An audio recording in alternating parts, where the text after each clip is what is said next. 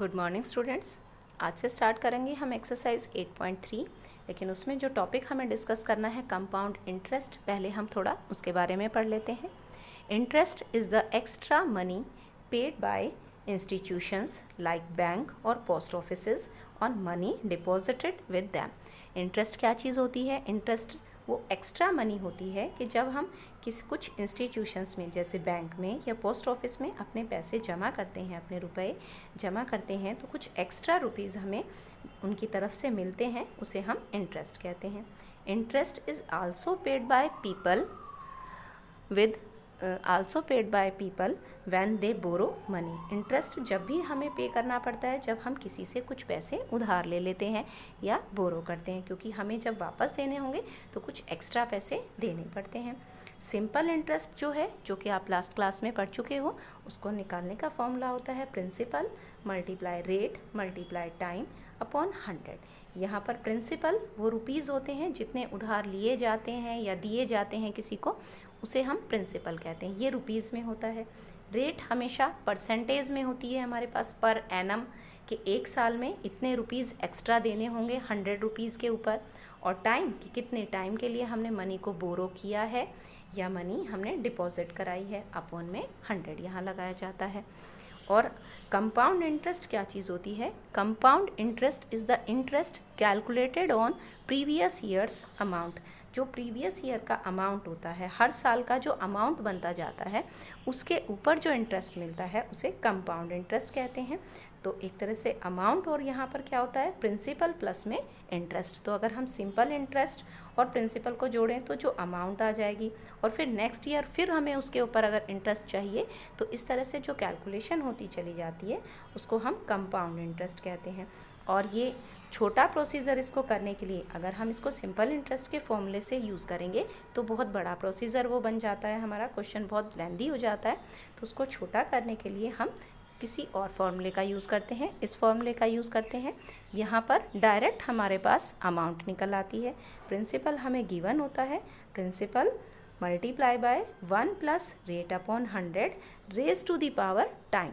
यहाँ पर जो मनी हमने उधार ली है या दी है, तो वो एज ए प्रिंसिपल पी की जगह लिखी जाती है, मल्टीप्लाई बाय 1 प्लस जितनी रेट होती है उस रेट को यहाँ लिखते हैं upon 100।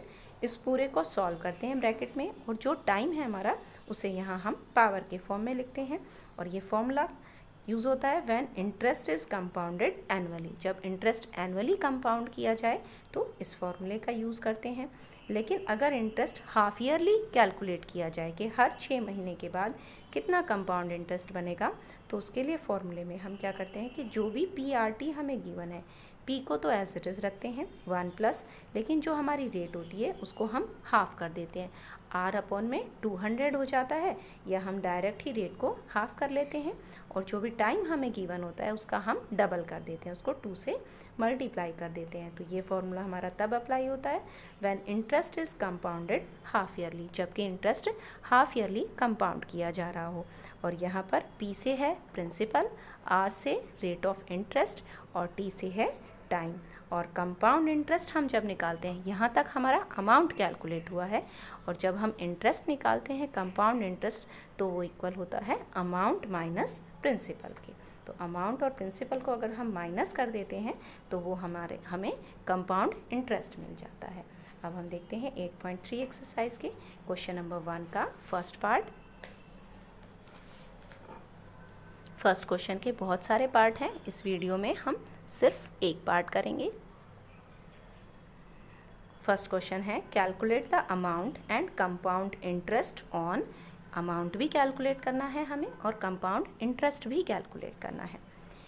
On first part ₹10,800 for 3 years at 12.1/2% per annum compounded annually.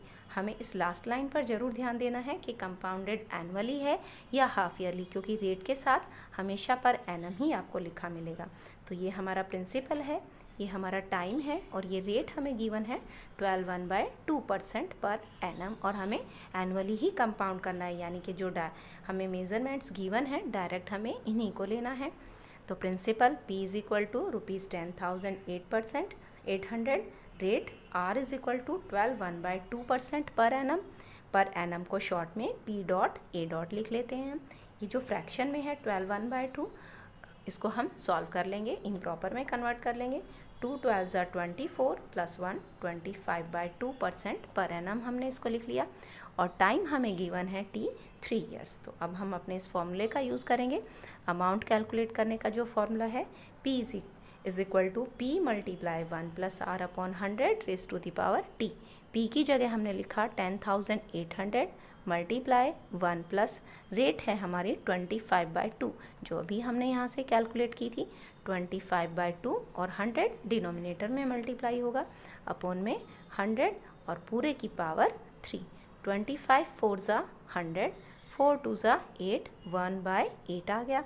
बाकी के डिजिट्स एज इट इज़ लिखेंगे। 10,800 मल्टीप्लाई 1 प्लस 1/8 की पावर 3, 8 1 ज़ा 8 एंड 1 9/8, और इसकी पावर 3 यहाँ लग गई। 10,800 मल्टीप्लाई बाय 9/8 की पावर 3। अब पावर 3 है, इट मीन्स 9/8 को हम 3 टाइम्स लिखेंगे। 10,800 मल्टीप्लाई बाय 9/8, 9/8, 9/8, और जहाँ तक जो कट सकता है उसे हम काट देते हैं। 8 से सबसे पहले हमने इसको काट लिया, 10,800 को 8 से डिवाइड कर दिया, तो हमारे पास आ गया 1350। फिर 1350 और इस 8 को हमने 2 से डिवाइड कर दिया, 2 4 ज़ा 8, और 1350 को भी 2 से डिवाइड करेंगे तो हमें मिलेगा 675। 675, और ये 3 टाइम्स 9, 9 9 ज़ा 81, 9 ज़ा 729, इन दोनों को हमने मल्टीप्लाई कर लिया, तो ये बन गया 4,92,075, और नीचे यहाँ बचा था 4 और 8, 4 8 सा हो गया 32। तो इनको आपस में हम डिवाइड कर लेंगे। डेसिमल के 2 प्लेसेस तक ही हमें डिवाइड करना है, क्योंकि रुपीज़ को हम डेसिमल के 2 प्लेस तक ही लेते हैं। जो बाद में एक्स्ट्रा पॉइंट्स बच जाती हैं, डिजिट्स बच जाती हैं, उनको हमें छोड़ देना है। तो इज इक्वल टू इसका आंसर हो जाएगा इन दोनों को डिवाइड करके ₹15,377.34। अब कंपाउंड इंटरेस्ट हमें कैलकुलेट करना है, वो इक्वल टू होगा अमाउंट माइनस प्रिंसिपल। 15,377.34 माइनस 10,800, इन दोनों को हम माइनस कर लेंगे तो हमारे पास आ जाएगा ₹4,577.34। तो ये था 8.3 एक्सरसाइज का क्वेश्चन नंबर 1 का ए पार्ट।